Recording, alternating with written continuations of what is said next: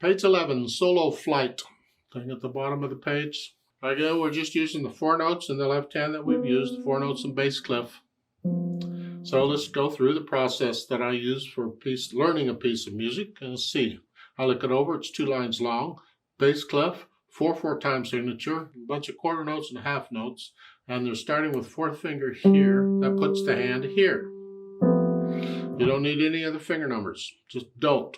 You need to know that your 3rd finger's on A. You just need to know that. Just know where your fingers are. We're not using the F yet. We'll get there eventually, just here. And I play the note first. A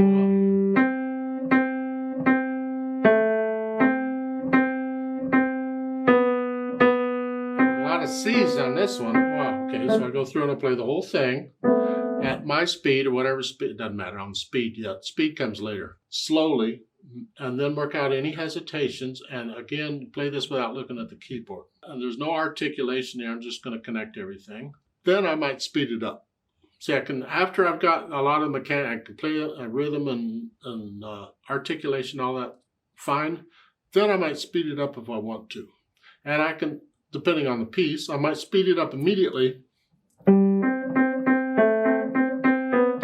Or if it's a tricky one, I got to speed it up slowly. I got to work it up. I start here and then I might play it again a little quicker.